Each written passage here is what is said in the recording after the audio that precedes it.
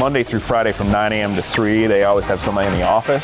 And this is where you can come and drop off meals. I've had people literally bring it to my house and drop it in my trunk because we're honoring the social distancing. What we're saying is you can literally come and drop it off and get back in your vehicle and ride away and text us, say, hey, I just dropped off my load. And the same thing as we drop off groceries, we're just dropping off on people's porches. And then that way we're not having to even have the contact with other folks, so we're not spreading it. We get it all here. We've had volunteers that bag it and help out. 10 more Astros helped out. Just a dad from Akron's helped out. To the chapel, Ray, so many individuals has helped. Through First Glance and Love Runners combined, we have delivered 1,500 bags of groceries.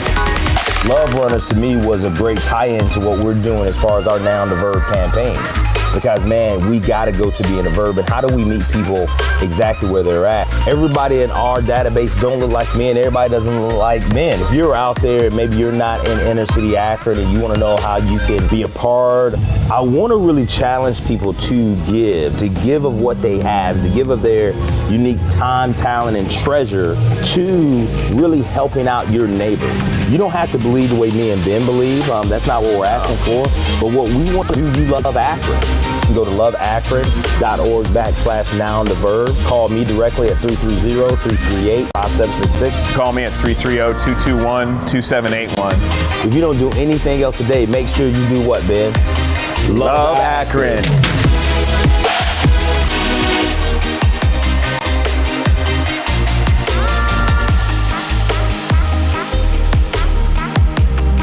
You do what, Ben? Love Akron.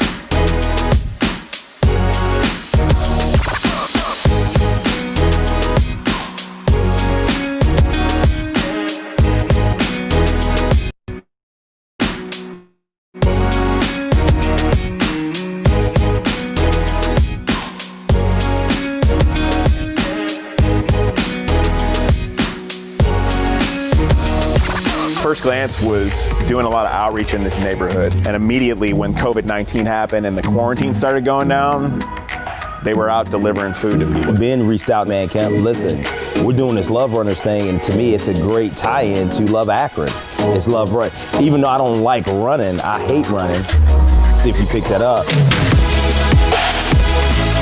Monday through Friday from 9 a.m. to 3, they always have somebody in the office. And this is where you can come and drop off meals. I've had people literally bring it to my house and drop it in my trunk because we're honoring the social distancing. What we're saying is you can literally come and drop it off and get back in your vehicle and ride away and text us, say, hey, I just dropped off my load. And the same thing as we drop off groceries, we're just dropping off on people's porches. And then that way we're not having to even have the contact with other folks, so we're not spreading this. We get it all here. We've had volunteers that bag it and help out. 10 more Astros helped out. Just a dad from Akron's helped out. To the chapel, Ray, so many individuals has helped. Through First Glance and Love Runners combined, we have delivered 1,500 bags of groceries.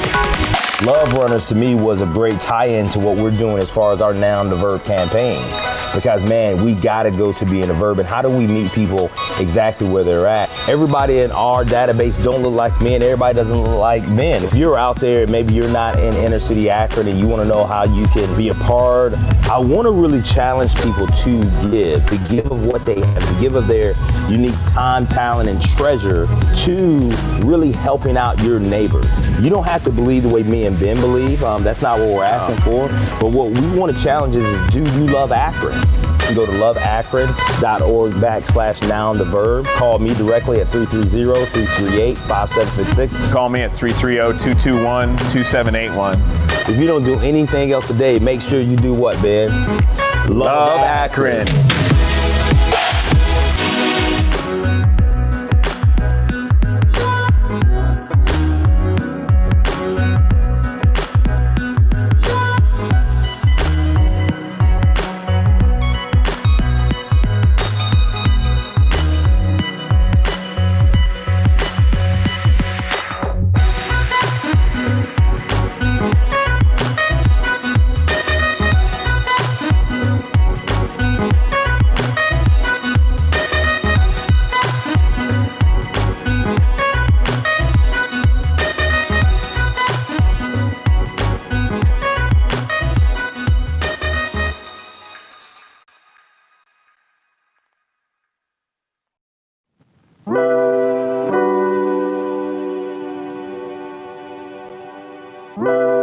Welcome to Love Akron Live. We are excited that you come and spend some time with us. We got a great live stream for you today with some wonderful people. Although how much I love having a beat behind me whenever I speak, it makes everything sound so much better. But I'm going to go ahead and drop the beat real quick. So guys, this is Benjamin Beaver, and I am so excited to get to be with you today. And I have two very special guests here. One is the resident, of course, and then I'll have him introduce our guests for today. So who are you, Coach Kemp, and where are you calling from? I am a guy who is very, very, very excited. You can't tell it by my voice, but I am. I don't understand why I have to always introduce myself on every one of these shows. You guys know I'm going to be here, but no, I'm doing great coming from my master suite here in my home, live and direct.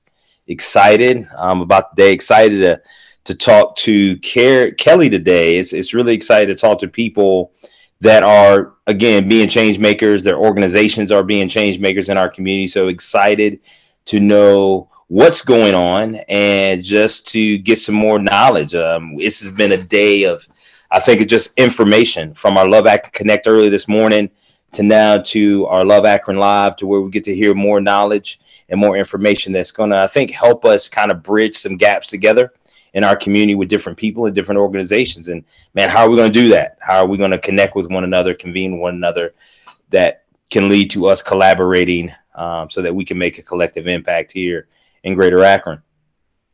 Man, I love it. And why I introduce you every time is because I just love introducing a coach. Oh my goodness! From Rahab or from I'm from everywhere.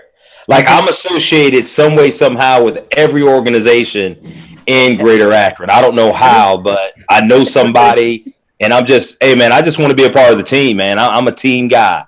So whatever role I can play, allow me to play that role.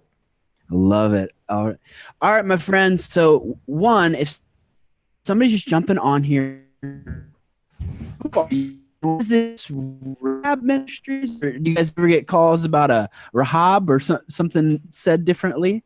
Could you introduce yourself and then what your role is at Rahab? Sure, absolutely. So, hey guys, thanks for having me on. My name's Kelly Carey, and I know that can be confusing with the two first names. So I'm Kelly Carey, and I am the Vice President of Programming at Rahab Ministries. And Rahab has been active in our community for the last 18 years, serving survivors of sex trafficking. So our mission is to provide hope in Christ to those who are individuals who are being trafficked and sold for sex, as well as those who are vulnerable to sex trafficking. Wow. That was a lot there. Okay, so working with Rahab, then I would love just to know, like, if I'm completely ignorant to, because I've got to be around Rahab, thankfully. What does that mean that you're giving this hope of Christ to these people in sex trafficking? Hey, hold on one second, Ben. Before we get too deep into this conversation, okay, you overlooked probably one of the most important things that she said, right? And it's something that we have in common. We have two first names. A lot of people call me Boyd, and a lot of people think that my last name is Kemp. And I have to say, no, Really? my first name is Kemp. My last name is Boyd. So that's something that me and Kelly share, is that we had either two first names or two last names kind of together. So that was something that cannot be overlooked, that we have in common. So my sister, totally thank you so much. Totally overlooked. I can relate, and I like that you can too. I get called Carrie all the time. Yes. So do you guys just like say yes now, or like you're like, okay, like Mr. Kemp? I respond to either. Yes. Yes. Playing field. You just say, yep, yeah, no problem. I don't have that problem with Ben Beaver. Most people they pretty much can tell Beaver's probably not my first name. Yeah. That's fantastic, though. So anyways, I go too deep, too fast, Kelly. But I would love to know, what does that mean you're helping people in sex trafficking? Yeah, sure. So I think what it looks like, I can talk about our services, so I'm over our programming, but I feel like I want to go back and talk about kind of how Rahab started. And that was with Becky Moreland 18 years ago when she just started really ministering to people, talking to people, women who were on the streets or in the strip clubs that were at that time, before really sex trafficking was a well-known term, were women coming out of prostitution that were being prostituted in our area. And really that has grown into now Rahab has this continuum of care of services. So what that looks like, bringing hope in a lot of different areas. We have outreach still on the streets and in strip clubs in our area, in the greater Akron area in Northeast Ohio. And then we also have our community-based programming, and that's our drop-in center off Matthew Street that a lot of people know about, as well as our minor mentoring program to serve individuals who are minors, ages 12 to 18, that are survivors of sex trafficking or at risk, vulnerable to be trafficked, as well as all the way to safe housing. So we have 2 safe houses as well. So when we talk about providing hope, we're talking about providing hope from all the way on the ground level, just interacting with someone, providing hope in a way of sharing a smile, sharing food, hygiene items, resources, giving them a place to stay in a community to fellowship with at our drop-in center, letting them see that they are loved, valued, worthy, all the way to, at the end, we offer that safe housing component. And not everybody enters safe housing and wants that type of healing and restorative healing or needs that. But we offer something at each step of the way. But I think when we talk about hope, we mean really showing the women and children that we serve that they have value. Man, I love that, because that's hope that is action oriented. It's verb oriented. It's not, hey, it's hope, that's the name of our program. You're actually legitimately boots on the ground giving hope to these ladies. And it just ladies specifically, just to understand that, I don't know if that's a generalization that I should just make, or is it specifically to women in sex trafficking in Akron? Yeah, so in general, human trafficking doesn't just impact women. It impacts both men, women, boys, and girls. But primarily, our services have catered to and focused on women and children, because that's the need that has been presented. And those are the people that really the doors have been open for us to serve. But we have served males in the past as well. Awesome. If I could jump in 1 second, I want to ask Kelly because here's the thing, like there are, I think, different individuals or different organizations that see a need, see a gap and want to do good and do well, right? We're driven that way through our faith and how we believe in Jesus. And so we want to get out there and it's like, wow, we want to attack. Yeah. And something I learned probably a couple of years ago is that we can do that, but how can we do that while allowing people to gain, if you will, their own dignity back, right? To where it's like nobody's coming in and just giving you, if you will, fish, but we're actually teaching you how to do that, which there's some dignity in that versus just kind of doing it. And it kind of sounds a little bit, as I heard you talk, that you in your guys' programming, you're allowing people to gain some of their own dignity, because I had to think, going through human trafficking, some of that is lost, right? Some of that you get somebody, it's kind of like, and I'm not putting words in your mouth, this is my words, you almost get the shell of the person. So what are some of the within some of the programming, what are some of the intentional things or even stories that you've seen where people have gained back their dignity? And then also too, from a Rahab perspective, how are you guys intentional about helping people to do that? Sure. I love that question because that's so true. I think that especially with individuals who have experienced the type of trauma that the people that we're working with have experienced, they have lost a lot of their dignity and what we would say is choice. So they've lost choice. And a lot of times we're giving back their choice. So we're giving them choices to engage with us, choices to be able to tell us what their needs are and how we can best walk alongside of them and come alongside of them and not tell them what they need at each step in their journey. So some practical ways would be, I think about our drop-in center.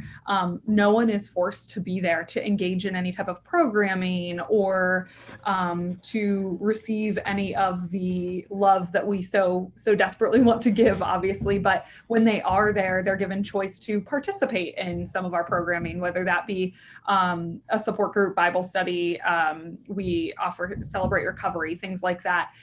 We are there really building relationship with not only Rahab staff and the women that we serve, but also relationship with the women amongst themselves too. And I think that the dignity is restored not only through choice, but also through the authenticity of the relationship that we're offering is really key, that we are truly there. We are not asking anything of them. There is no exchange of we do this for you, therefore you do this for us. There's no fee or payment in any of Rahab's programming, which is, or length of time that you can be in any of our programs. You can come to the drop-in center forever. You could stay at our safe house and be there for as long as you need to heal.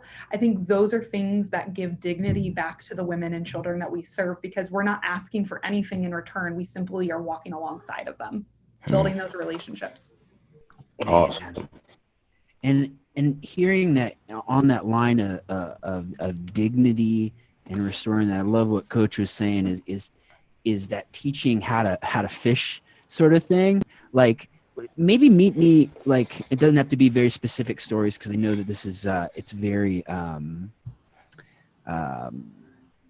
confidential, but like where generally are you meeting women and children at, and then what have been kind of some of the success stories? Like, yes, like we did our job, like we didn't just run a program, we loved people in Akron. That's what we talk about all the time. It's not just about running a program. It's not just doing, it's being. This is who we're called to be. So what does that look like for you? For sure. Yeah. I think that I could talk about success stories probably at each level of programming. And, the way we measure success is really about, did someone really were like seeds planted? Did someone receive that love that we were trying to give to them and see that value in themselves? And, so I think one of the success stories I'll share, which is most recent with everything going on with COVID, Rahab did not stop during this time. We did not halt our programming in any way. We tangibly went out to the streets with our street outreach, and we've served roughly 11,000 meals thus far during this time. And not only meals, because people needed them and there was that food insecurity during this time, still is, but also were sources of hope to say, I see you, you're important, you matter. We're here for you. What else can we do for you? What are those needs that you have during this time? And then our drop-in center, success story would be then, because of that outreach, we've had several people then come to our drop-in center and say, I felt loved during that encounter with you, during whether that be street outreach or whether that be through strip club ministry. And therefore I'm here because I felt that love and I want to be a part of whatever's going on here at Rahab. And that's success, is even wanting to engage at that level at our drop-in center. And then I also just think about our minor mentoring program. We don't get to share, just confidentiality wise, we don't share a lot of stories, but I think one thing that we always go back to with our minors that through our mentoring program is that relationship really is like the intervention. Our mentors are constantly being called when our teens are in crisis. In times of crisis, it's Rahab that they're calling. It's their Rahab mentors that they're calling. That's success, that they are reaching out for help. It's success when someone that we've been pouring into for years, which has happened several times at the drop-in center or through minor mentoring. It's success when they enter the safe house, one of our safe houses for the first time. That's success. It's success when they stay at one of our safe houses and they celebrate a birthday for the very first time, and maybe they've never ever celebrated a birthday before. And that's a beautiful success story. We just celebrated a birthday at our minor safe house, Rebecca's Place, recently, where one of our residents turned 17 and never had celebrated a birthday before. And we got to do that for her. So, I mean, those are success stories, and we know that the lasting change is happening because of those encounters and opportunities to show love. Okay, I want to give a shout out, if I could, Stephanie Johnson. Stephanie Johnson was a sister who reached out to me. Man, it has to be now about 8 months ago, if not a little bit longer. And she had heard me talk somewhere at a meeting, and I brought up the BW question. Do you know what the BW question is, Kelly? No. The BW question is the black-white question. Very simple, black-white. And so I've had the chance as being a Black brother to come in to meet with Rahab, to see the awesome work that you do. And I've always felt there's been some type of disconnect, if you will, with inner city Akron, really knowing and understanding what Rahab does and what Rahab is doing. Because sometimes I think and perception is perception, right? Whether, hey, listen, man, even in Christendom, there's perception. We can't run from, we can't escape it. And we know that perception is essentially my truth, but it's not necessarily the truth or the whole truth, right? And so for somebody like me who looks like me, and I'm talking to you, my perception may be, well, Rahab just works with white people, right? There's only white people getting humanly trafficked, right? It's not a Black population type of an issue. Maybe the issue is something else. Could you tell myself and some of our listeners what's the breakdown demographically as far as some of the people that some of the women that are being trafficked? Because I don't think they're all white, but at the same time, I don't know. So I want to help to paint a picture here that this is just not to me, trafficking falls into the lane of drug addiction, mental health. It's like it doesn't discriminate. There isn't just one color, one gender. It's like it's whomever, right? So if you could just help some of our audience and listeners kind of get to know that, because again, I want to be a bridge builder and a bridge connector across not just sectors, but also the colors, cultures, and congregations. Because I think only when we can do that, really, can we as a city, as Greater Akron, really thrive, right? It's when we can break down some of these silos or some of these perceptions, some of these isms. So if you could just lean into that a little bit, take it to where you want to go, but I'm putting it out there. I'm so glad that you did. Absolutely. So I think this is such an important conversation to have. And I think the best place to start would be to say, absolutely, sex trafficking impacts everyone, every race, every age, every suburban from inner city to higher socioeconomic status. So it impacts everyone. So what you said is absolutely accurate. I think that I also would love to throw a statistic out there that's from Rights for Girls, which is a fantastic organization. They always share the statistic of there's roughly what our best guesstimate is about 40% of trafficking victims that have been identified are women and girls of color. So that's a high percentage.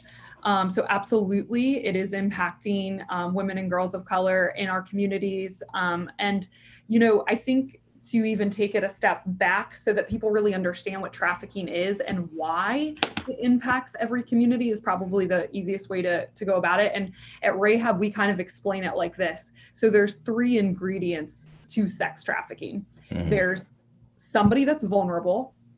So that's a vulnerable individual. And I can talk about what makes someone vulnerable. There's the exploiter, which is that trafficker or someone who is exploiting someone for some type of financial gain.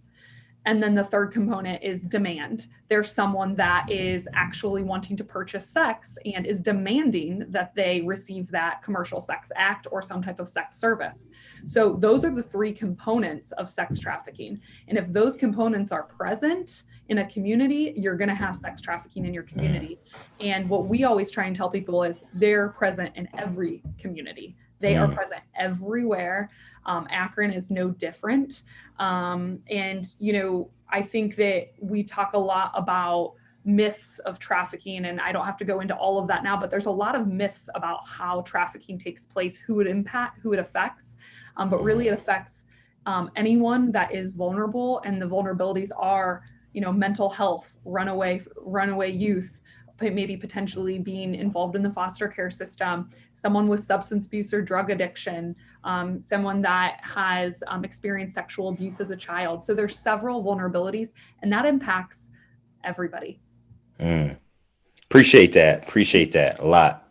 'Cause I think those discussions are so important. I just think in the society that we live in, you know, it seems like every week that you have a person of color that is dying, whether it's due to police violence or something. And it's like there's so much of this injustice.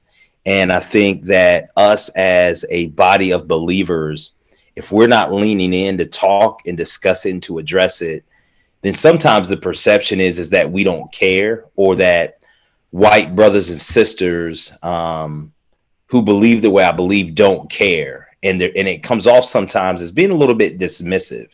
And I don't think that's always the reality of it.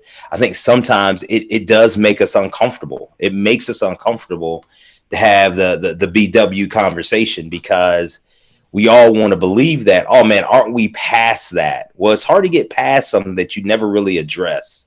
You know, it just is. And so and that's why I gave a shout out to Stephanie, because she did reach out to me. And she says, hey, Kim, this is kind of where we're at. And, you know, we want to shift to where our staff demographic begins to look somewhat resemble the young girls and women that we are helping, essentially. And I just really respected that. I respected her, to use your word, respected her vulnerability in that moment to say, hey, we need to get out more. We need to get our messaging out there. And we would love to meet with other sisters that we can present ourselves to, but also that can help us, even in some of our terminology and our language. And I just really appreciate that. You don't get that a lot.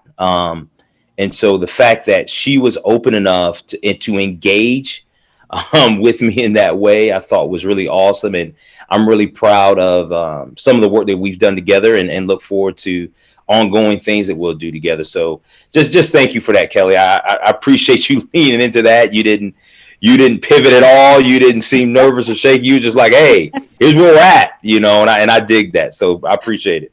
Sure. I think it's so important. I think that, you know, we always talk about, like, we know that vulnerable people are more vulnerable during these times too. I think if we ignore, you know, we know that people in minority populations are already vulnerable just because of that.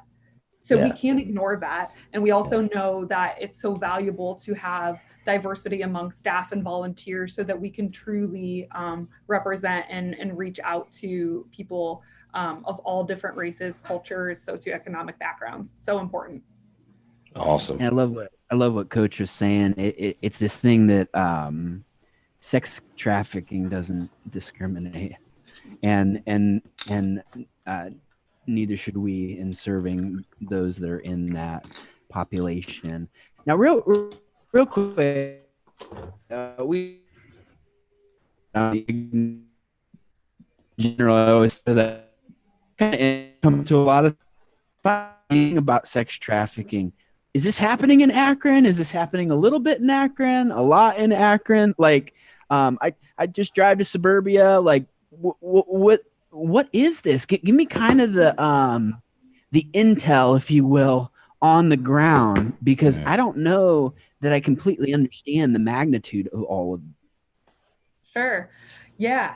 Yeah, I can speak to that. So I think that, you know, a lot of times, maybe in the media or there's like there's on social media, there's viral Facebook posts, things like that that go out that really sway people to believe that sex trafficking is somewhere that it's not. So, you know, it's not the person who's going to kidnap someone at Target or, you know, is looking after trying to come get you at Whole Foods or, you know, things like fear-driven, like hide your kids, you know, like that kind of thing. Like, is that some of the myth?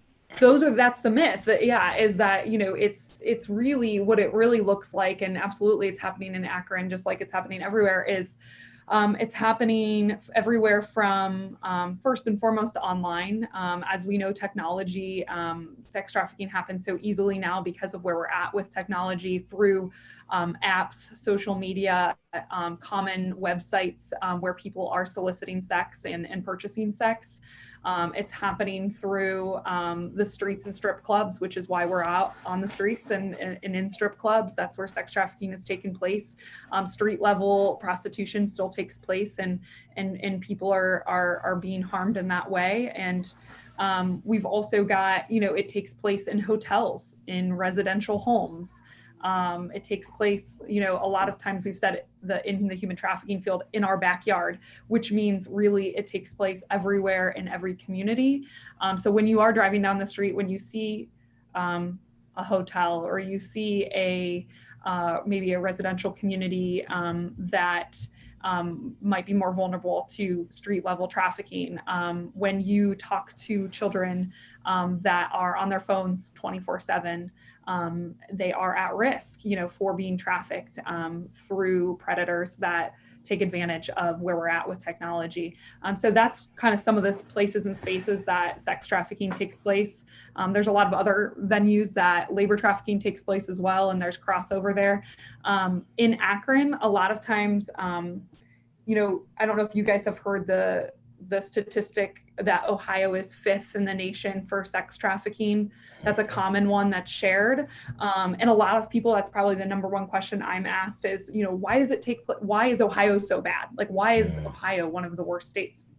And really, we do have a problem with trafficking. Absolutely. It is rampant in our community and everywhere, but the reason why we see such a high call volume to the human trafficking hotline, which is where that statistic comes from, is also because we have a pretty aware community. That means we're calling the hotline when we're seeing trafficking. That means we're making reports, that we actually are noticing people being trafficked and calling and making those reports. And so that actually speaks to us having kind of an educated community. We need to do better.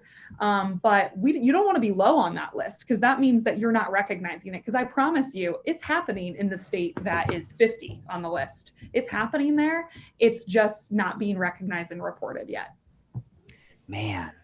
So this thing of, like, you know, every time you're driving by a hotel that is in one of those vulnerable places, or just any hotel, is that what I'm hearing? Is like, it literally, like, sex trafficking. Even though I think there is some levels of education in our area for it, I still think overall culture, it is kind of the, you know, it's the Taken movie. That's all they can think of, which, you know, it's super dramatic and all those kind of things. But you're saying it happens literally next door without you knowing about it. Okay. So that makes me want to go crawl and put a pillow over my head. That's kind of scary. What kind of response is actually healthy, though, to knowing this? Like, how if I'm listening to this, how can it be like, no, I want to help with that? You mentioned a hotline. Of course, you guys are doing stuff, but kind of common person in Akron, Ohio, and greater Akron, how can they get involved? How can they, hey, I think sex trafficking might be going on. Do I call the police? Yeah. So yeah, there absolutely is hope. I mean, that is, yes, that's the reality, but there's hope because there's a lot of amazing people that are involved in this work and really trying to help. And that goes from not just professionals, but also churches that we engage with all the way up to, you know, professionals that are doing this full time. So I would say a couple of things. So one is engage with Rahab, of course, because we are on the ground doing this work. And so we have fantastic volunteer opportunities that people can get involved with. We're unique in the way that we can have volunteers really engage on a one-on-one level with the survivors that we serve. So I mentioned our minor mentoring program. We are always looking for volunteers to be mentors to the youth that we serve. So please reach out to Rahab. You can reach out on our website. You can go to rahab-ministries.org, and there's a volunteer application on there, or you could shoot us a message that just asks what some of those opportunities are. We also have people that engage and volunteer with us at our drop-in center. Also some adult mentoring opportunities. Go out on the streets with us, pray, give food, go out to the clubs with us. So there's a ton of amazing volunteer opportunities that people truly can make a difference by engaging with Rahab in that way. And just to connect that then, Coach, because one of the big things and what we've absolutely loved, and you guys are just a dear partner of Love Akron in this regard, is we want to start breaking out, because Rahab, I think what Coach was hitting it earlier, is evolving in that, and those barriers we have up. Is there any specific kinds of people that you actually need volunteering? Like I hear, hey, go to the club. I'm like, that's probably not going to be my job. Like in general, that's not very smart. But maybe speak into that, both Coach and Kelly, of how we've taken efforts to really go after specific people volunteering. Sure. So I can just talk a little bit. I'm so glad you said that. And then please, I hope that Kemp, you chime in with me, that really there's something for everybody. I think with a lot of times when you said, like, you know, maybe your role might not be going into the clubs, maybe we have plenty of opportunities to even engage in like service projects with us as well, you know, and actually, like, we have a lot of really cool stuff going on at Rahab that you could engage in, you know, fixing up, you know, space at maybe a drop-in or an adult safe house, or being able to, we're developing a speakers bureau, going out and educating the community to be able to recognize signs of trafficking. So we really are, there is something for everybody. So there isn't I wouldn't say there's a specific person that we're looking for, but they definitely have to have a heart for this ministry, for the women and children that we serve, and feel that call, that tug on their heart, that this might be an area where they really feel like they can put into action what they feel in their heart, and actually take that step and put some action steps behind it. So I'll let you jump in there, Kemp, if you have thoughts and ideas. Yeah, I think that kind of where we started when I think Stephanie first approached us was, how do we just start to convene opportunities to meet with people to learn more about Rahab. So I love the fact that you guys are getting the Speakers Bureau together, because I think you said a lot of things today that I wasn't aware of. I love how you talked about the ingredients. You talked about, hey, kind of the three things. I think that,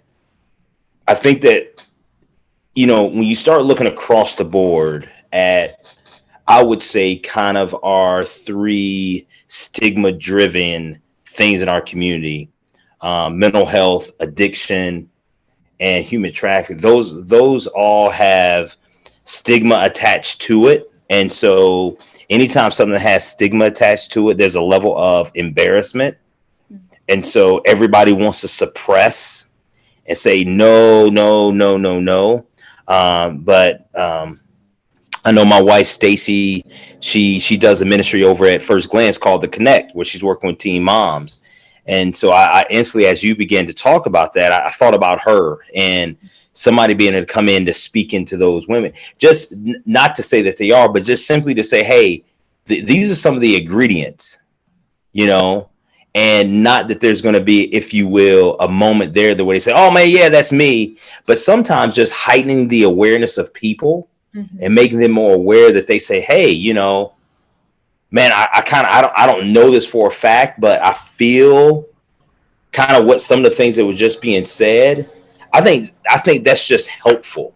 And so, and Stacy, my wife, shout out to Stacy Boyd. Woo woo.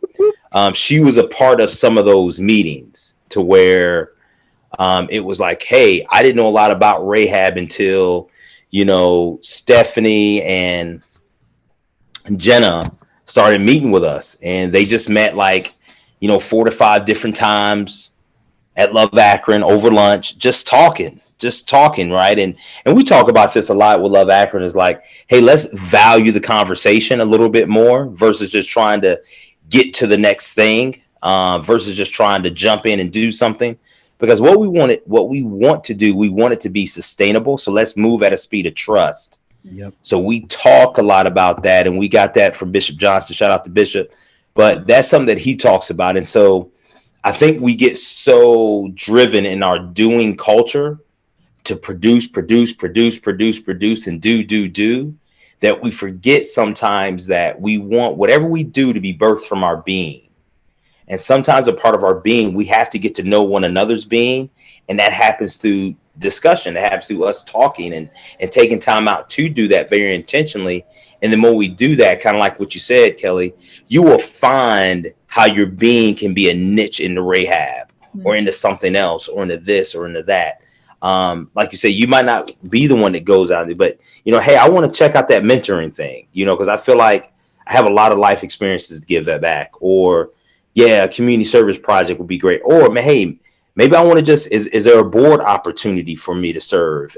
Just to kind of be a fresh eye to some things. So I think all those things are available. I think what hinders us and what draws us back is our, and I said this before when I asked a question a while ago, is our perception, right? Of, oh man, that's not for me. I don't belong there because I don't see anybody that looks like me. And I just want to say, I just want to kibosh that right now. You know, I've been over to the Rahab offices. I love Greg. Greg is my guy. Me and Greg's had some really powerful conversations. And so these things are going to get, I think there's healing that's going to happen. I think, first of all, when we can heal as people, and I can heal from my own hurts, but I can be vulnerable enough to express that, hey, this is something that's going on. So I want to let you know as a brother or a sister in Christ that, hey, these are some of the isms surrounding this. And so, hey, I want to be a help to try to address it. And I think that's, you know, and I'm going ahead and I'm going to say that's a part of my role, Kelly, is helping some of those discussions and conversations to happen to where, man, Rahab are able to get into the inner city and maybe some of these inner city churches to say, hey, we just want to identify, man, what this really is. And we want to be a resource for you. You know, we don't need you to have to figure everything out, but we're a resource, just like the mental health organization, just like the drug addiction stuff. Hey, we're coming as a resource when it comes to human trafficking. So those are things that we want to help you guys to do as much as possible, because again, we got to heighten the awareness of what's happening and going on. Yeah, I love that. Man, I was getting so excited hearing you talk. Is collaborating and connecting with others. So that is my heart. And just hearing you say those things, I'm thinking you add so much value. Like Love Akron and what you guys are doing adds so much value. I mean, we couldn't do it without partner organizations like you, and with the same heart of bringing people together. It really is going to be, it's a collective effort. And I love hearing you say that. Appreciate that. That's part of my being. So I can't help but say it. And this is an ongoing conversation. Kelly, we'll definitely have you on here again. This isn't just a one-time, you know, hey, this is who this is. No, this is a relationship, because we want to model that as we're doing that. Real quick, you had a video that you wanted to show, and I want to put that up real quick, and then we'll finish our conversation right after. Now a good time to kind of watch that? Absolutely. That sounds great. Yep. Let me bring it up. Now we have that awkward moment. This is like when somebody brings out the projector, except it's not actually a projector. It's only awkward if you believe it's awkward. I don't think it's awkward at all. It's awkward the moment that I start talking about it, because I'm an awkward person. I'm just trying to be my being, man. All right, guys, hold on just a second.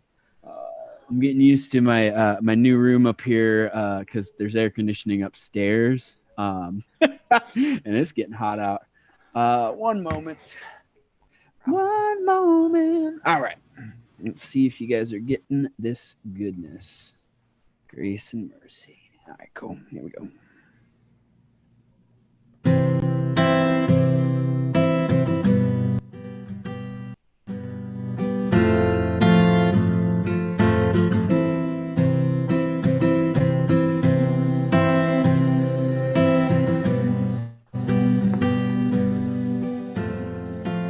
I sit here ready, waiting for the day I fulfill my purpose. I wait for her, the first girl who calls me home, the first girl who comes to heal. As I wait, I imagine all the things that will fill up my space when she comes. On day one, there will be a bag. She won't bring much, some clothes, a few special possessions. She may not unpack right away. She doesn't know me yet. She doesn't trust me yet. After a week or so, she starts to settle. Maybe she will have a journal on the nightstand. They take her to a therapist who encourages her to write her thoughts and feelings. Weeks pass. She starts to relax with me. Her case plan includes art therapy, and she started painting for fun. She asks to hang her painting on my wall above the bed. She is secretly proud of her work. Then one day it happens. She starts to see me as her own. She leaves a sweatshirt on the bed, not put away, not constantly ready to run. The boots she wore to her first equine therapy session sit below my window. I hear her talking to her favorite staff person. She's scared of the horse, but also kind of liked it and wants to go again. And yes, she has a favorite staff person. Progress. The guitar comes next. She asks to bring it up to me. Her room. She wants to play a bit longer by herself. Music therapy really connects with her. I listen as she plucks the strings. Her brow furrows at wrong notes. She tries again. I feel privileged to witness these moments of growth. Then the yoga mat. I knew it would come. I've seen her write about yoga in her journal. It's strange to breathe, relax, and begin to understand her body as her own, to make her own choices with her body. She doesn't remember a time that has been true before now. Months pass. More things come in and out of my four walls. More hints of comfort, more moments of healing. Before I realize how quickly the time has passed, she will be gone again, ready to continue healing in the real world. Then I will be left waiting again. I will wait for the next girl and the next. And one day, years from now, I will have been well loved. I will have many stories to tell and have seen many coats of paint and patches. But today, I wait until that first girl can come. That is just beautiful, because that's the heart of it. Is it's not one, it's not one and done. But two, it's this ongoing relationship and mentality with Greater Akron, because these are systemic problems. These aren't this isn't just a cultural thing right now. It's going to be for a long time, and by God's grace and by the work that we're getting to do together, we will make a huge difference with that. So Kelly, if anybody wants to get involved, again, where do they go? We got a couple links that we've already thrown up, but would love just to give you that platform to say, hey, we want you, and here's how to get in contact with Rahab. Yeah, sure. So I think, the easiest way, like I mentioned, would be going to our website, because we have a volunteer button that would link you directly with staff person that could connect you to an area of our ministry that you'd be interested in. But I will also make sure that our phone number is given. So if anybody wants to call our offices, we do have staff in our offices now. So that's 330-819-3326. If we can throw that in there. 3326. Yeah. And then believe at rahab-ministries.org is a great email address too, for anybody that's interested in volunteer opportunities. And, that video that was shared was so powerful. And it was we're celebrating 1 year at Rebecca's Place, which is our juvenile safe home for girls who have been sex trafficked. And so there's a lot of great info and opportunities on our website too. And if anybody wants to learn more about what we're doing and even just more about sex trafficking in general, we have a ton of great resources on our website, podcasts and blogs and things like that to read up on. Awesome. So make sure to jump on there, guys. Coach, is there anything in kind of conclusion that you'd like to talk about real quick with Miss Kelly?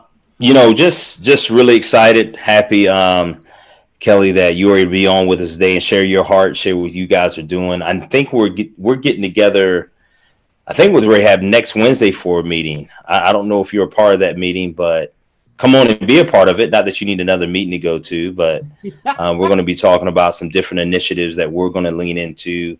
One of those initiatives is the least of these. We know that as far as our belief that that's really important to God is how we tend to the least of these. And so that's something that I know we've been in talks with Greg and Stephanie and even talking to you a little bit today about it. So I hope to see you next Wednesday on that meeting. That sounds great. I look forward to it. Yeah. I love it. Well, thank you, Kelly. And we always do this thing at the end that we never tell guests about until you're on, which is a great lead into something. All you have to do is say love Akron at the very end, because this is our heart. But well, guys, thanks for joining us here today. And if you don't do anything else today, make sure that you love Akron. Love Akron. We love you, Rahab. Thank you for all you were doing. And we look forward to a long partnership. Yes. See you guys. Thanks, guys.